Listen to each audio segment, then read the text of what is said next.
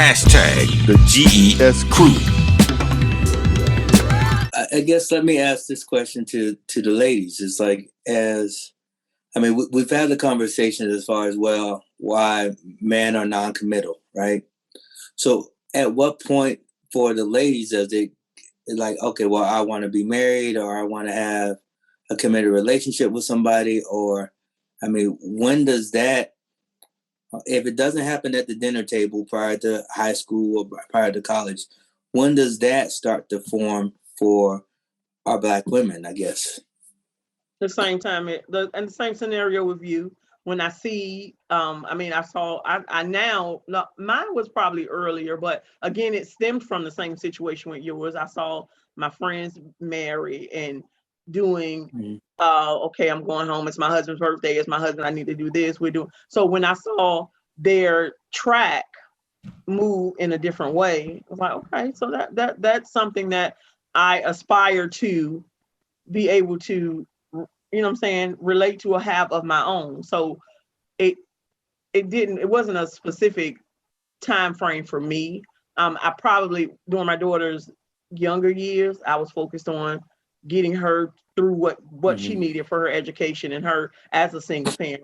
So I didn't focus on it as much. It was still obvious. I wasn't oblivious to it happening and it being a desire of mine. It just wasn't my number one focus. So for me, it probably was about 25, late 20s, all of my 30s, and it's still going on in my 40s. So it hasn't changed, but I think it's just that, and one of my girlfriends was like, is it the fear of growing old by yourself? I'm like, no, it's not that. It's just I feel like in this season, I want that committed relationship. And it's not, I don't want to work towards, I'm not interested in, if I'm not dating for the long term, then I have male friends that I can pick up the phone and, hey, Raymond, let's go get something to eat.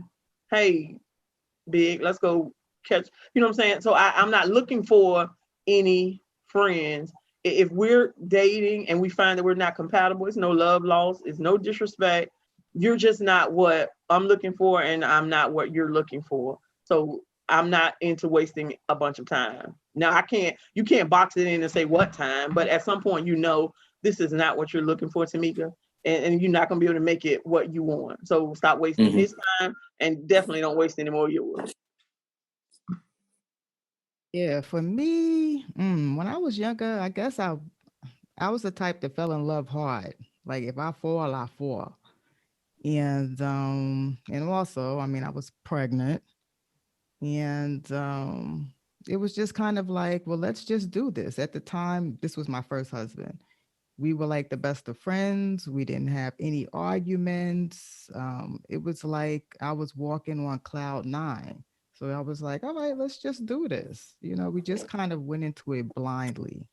And what's funny is for me, we knew each other for a while, and I knew that he was not the type of person I should marry. Now it's like there was this little birdie in my ear that told me, don't marry this guy when we were friends. But then I fell in love, and then I'm thinking to myself, well, we never argued. So, it just must be me, just my head or whatever. And anyway, it turned out to be a disaster. We were married for a minute, but we just kind of went into it blindly because we didn't have conversations. And I think we're all like Generation X, where our parents worked, we went to school, we went to after school programs, we got home late, and everybody was just so busy. So it was like rent, cycle, repeat, rent, cycle, repeat. It was just it was. That's it.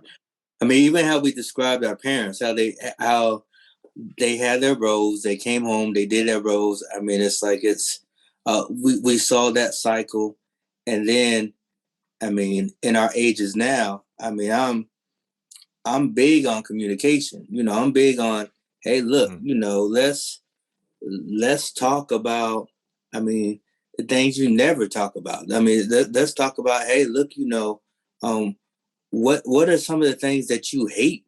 Like what? No, that's not what we talk about. No, yeah, let's talk about it. Let's see, what things you hate, what things you, what are things that you always want to do? Oh, well, no, I mean, I can never do that. It's like, no, this is the time to where, hey, look, I mean, if you're trying to spend life with somebody, spend some time with somebody, is to get out those, that fear of showing who you are to somebody. And I mean, and get out there and say, hey, look, yeah, I like egg on my peanut butter. Like, what? I mean, it's like, what? Yeah, I like egg on my peanut butter. You That's know, the it's only like, way to really find who you're supposed to be with. You have to get rid of your representative. Like throw that person in the trash. Show your heart. I like that. Show I your like that. Yeah, that's it. Get rid of your representative. yeah. There's no point because the person. It's like don't give the person opportunity to fall in love with the false you. That's a waste of your time, their time, everybody's time. Yeah, be upfront. And just like Yeah. you just said, Hezekiah, if I'm getting to know you and what is important to you it has to become important to me. So guess what? If you told me you like egg on your peanut butter and we're in that stage of the relationship, when you come over one morning at breakfast, or guess what? Tamika might pull up with an egg and peanut butter sandwich. Now, it might not be anything that I eat, but because it's important to you, I took the time to make that sandwich for you because you said you like egg and peanut butter. Yep. But see, that's the active listening. Yep. And that's part of that's required part of relationship building. Listen. Actively listen. Don't listen and listen to be heard. Like listen and respond according to what you heard. Like I just don't. If you told me, I don't eat my peanut butter without egg on it, and I make you 3 sandwiches with peanut butter and there's no egg on it, you X me because I don't listen. Oh, right. Now you may give me a pass. Yeah, the peanut butter sandwich was nice to me. I really, really love it, but what would have took it over the top? I probably never eat my peanut butter sandwich without egg. Now you told me the first time and I missed it. Now you just told me again and you said I probably never eat. That was probably the second time in my life I ate peanut butter without egg on it. Every time I eat my peanut butter sandwich is with egg on it. Now if I come back to you again with a peanut butter sandwich with no egg, that's disrespectful to me because you don't listen. Then if you don't want to put it up there because if I don't eat it, then that's just not something I should serve you because I can't get out of my own way to give you what you said you like, what's important to you. So then that's to me that's foolishness, but it's done all day, every day. Yeah, it's done all day, every day, and it's one of those things to where I think some people want to be selfish, right? I mean, it's just like I want to do. I mean, as we're talking about queens, we have to have kings, right? We have to have kings and queens. I mean, it's like you can't, those are a state of mind, a state of being to be together, so it's like, there's a reason why you can't have a queen with something other than a king and a king something other than a queen. I mean, it just doesn't make that sense. I mean, fit and is not compatible.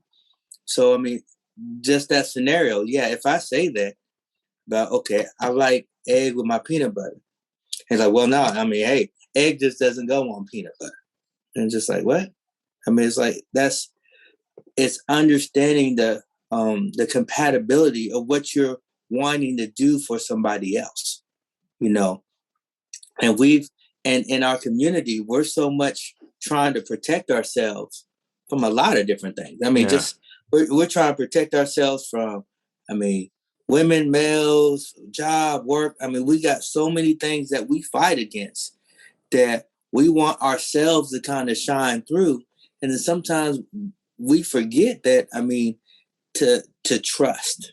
I mean, trusting for us.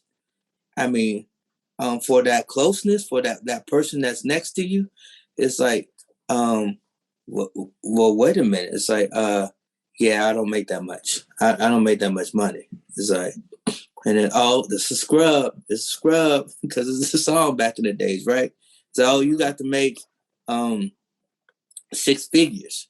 And it's like, hold up now. It's like, not everybody has to make 6 figures. It's about your mentality, about what you do. What do you do with your money? I mean, how many people do you ask about their credit? Which you should. I mean, how many about their credit as you date? I mean, it's getting down to, we have to have those honest conversations to be able to treat that person, to rub that person's foot, because they're okay with having their feet out their shoes and somebody touching them, right? I mean, so it's like that they feel comfortable enough to have somebody massage their feet in front of other people. Mm-hmm. So I mean, it's some surprised that. I'm sorry. No, go ahead. No, I was just saying you just something as trivial as the example you gave with the peanut butter. Somebody would take that as, oh, he's not fitting to make me change. I've never done it before. I'm not gonna start to do it now. This, that, and third. And exactly. like you really gave something that trivial that much value.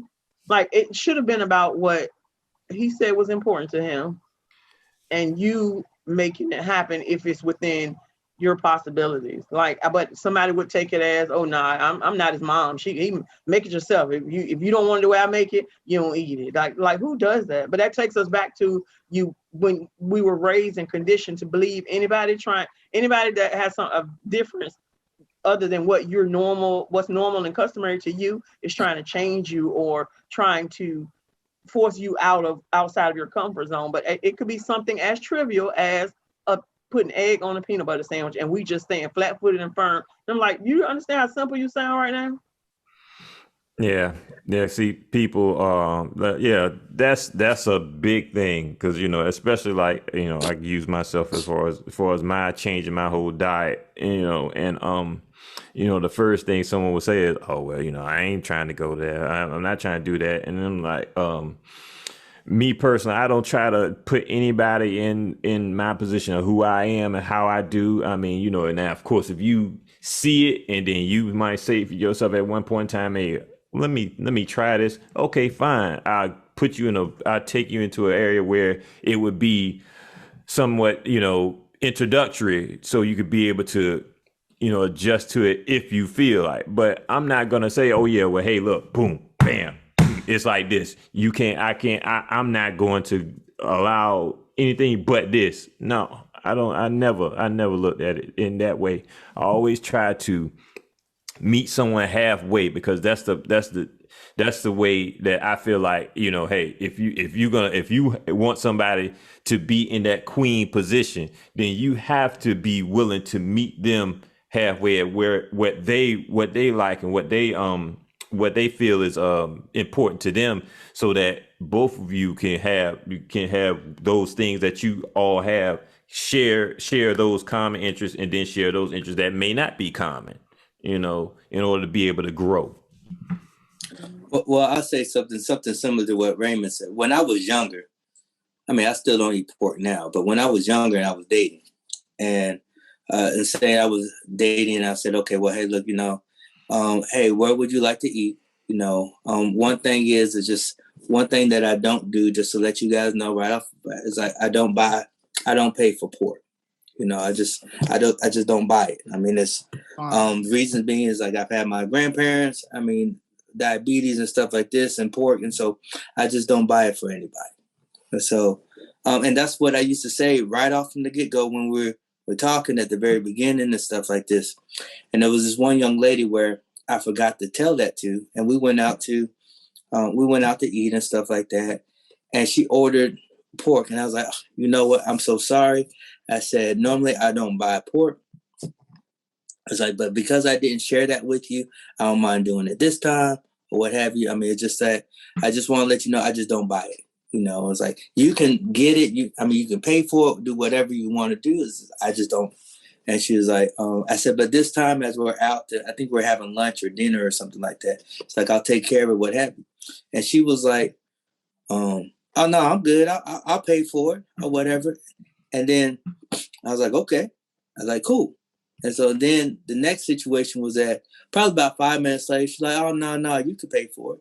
And I was like, well, nah, you kind of messed that up. It's like, hey, I mean, I already acknowledged that, hey, I didn't let you know. I was going to take care of it. It seemed like you got a little touchy-feely about it. Like, it's like, oh, well, well, what you trying to say? What you trying to have me eat? I'm like, I'm not trying to have you eat or not eat anything. It's just what I determined. Now, let me say, in that conversation, I can see probably because of the timing, she took it probably just hit her different in the middle of the meal or what. So in her defense, not having a prior knowledge. So I think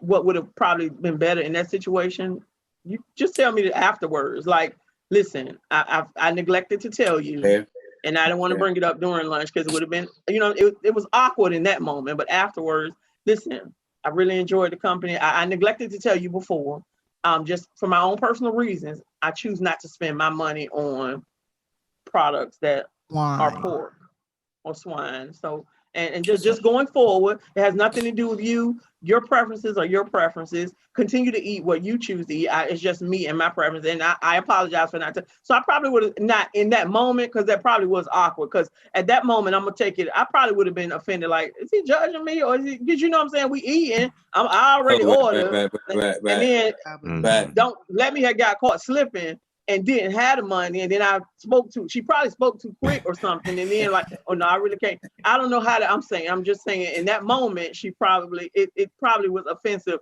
because of the timing. That's just it. But afterwards, I probably would have I can respect that. Going forward, I'll keep that in mind. Yeah, you know what? That's Tamika, that's a good point. It's like, her mouth's all watering for swine and all of that. And listen, I done ordered them smothered pork chops. Yeah, you know what I'm saying? Like, oh, wait a eat them there, enjoy it. This is why this is get established, right? So this is the point of this, right? The communication gave me a whole different viewpoint of that situation from back in the days, where it's like where having that different perspective. I mean, timing was everything in that situation. Yeah, I could have waited. There was no point. I mean, it already happened. I didn't say it. I mean, I didn't let her know. I mean, she already ordered it. So I never even thought that it could have been an awkward situation, because I thought about it from my perspective. So having that conversation, and that's why it's so important, kind of what we're talking about right now, how we treat our queens, how we treat our kings, stuff like that, is having those conversations to know how to react and interact in those different situations. Because it's like, I guess, just Tamika, as you said it probably would have come off a lot different if after I said, look, after we've eaten, after we've had our meal, after we've done all this stuff, and said, hey, look, I know I didn't tell you beforehand, and had that same conversation later, and it probably would have been something different. It came off. It would have hit different, because again, then it puts, like, I'm telling you, whatever she ordered, it was a sandwich. Every bite she took, she thought about this monkey. He don't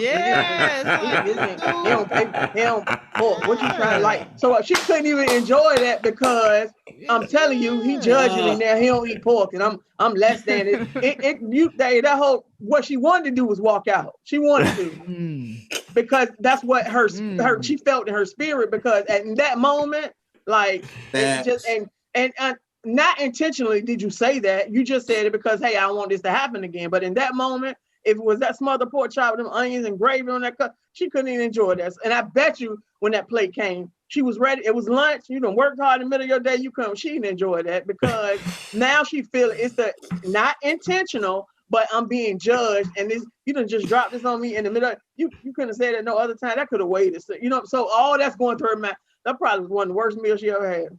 And that kills romance. That really kills it.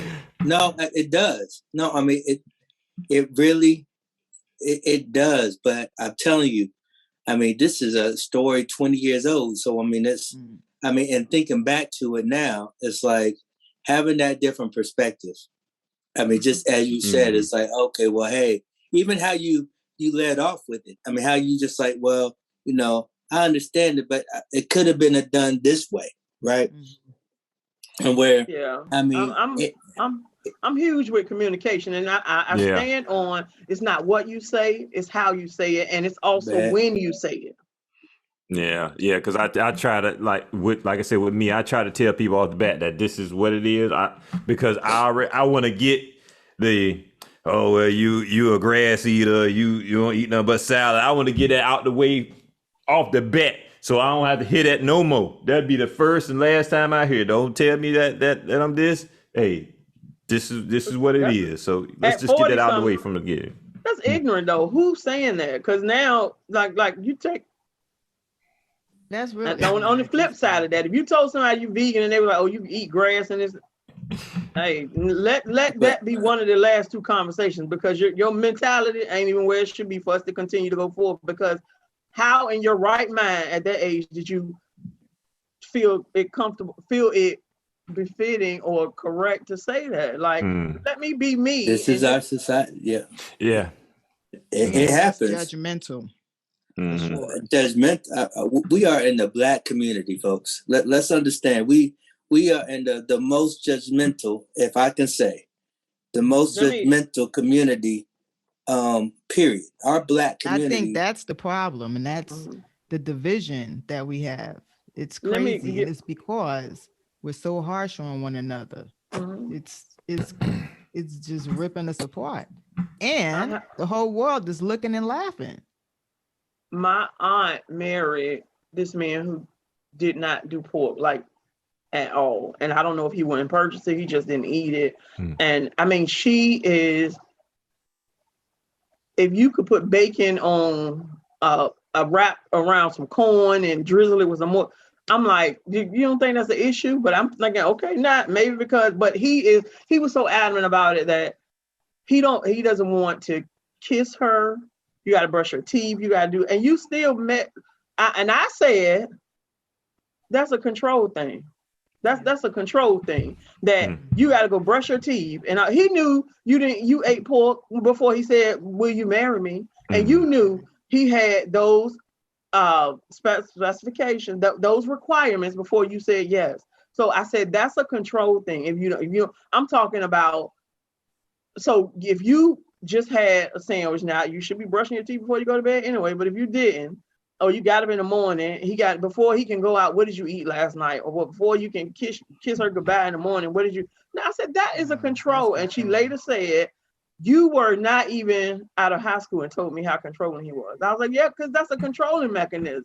Like, if I know I'm that, I don't want, if you don't eat pork and you don't want to pay for it, then you're not going to get into a relationship, Hezekiah, with your spouse that does eat it, and you buy groceries and then all the pork items at the register, you're going to scoot them her way. No, you're not going to do that, because you've already established that I don't buy that. But if you did, then that's something that she's okay with. But when I tell you he didn't want to be in the car with her, I can smell that bacon on your breath. I know you had some. I know you had this. That. I was like, nah, it's bigger than that bacon. He is a control. He has some other issues, and it later came out that he did. But he used that bacon to chokehold you and control you.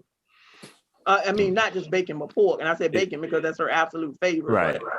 If it wasn't, if he doesn't have any no allergies, no allergies. Okay, well then, yeah. Narcissistic behavior. Well, I feel somewhat like y'all talking about me, but I mean, it's no, I'm not. But no, I mean, seriously, because it's like, yeah, I really used to be that person about with pork. I mean, it was just a thing. Like, if you would, I didn't care if you eat it, but I wouldn't kiss you. Like, if we're sitting at the table and you're eating pork, and it's like, okay, cool. I mean, it's and we wanted our saliva to mix. It's like, no, I mean, hey, you gotta brush your teeth before it. But just because it was such a very powerful thing to me, you know.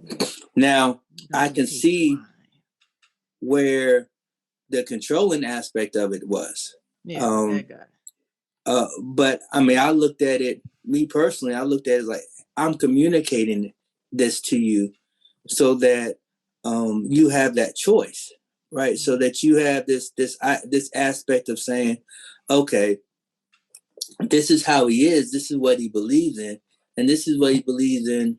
I mean, a strong belief in. It's like, are you able to deal with these little idiosyncrasies for him? You know, because it's one of those things, like, it's like, hey, it's pork. There's a reason why.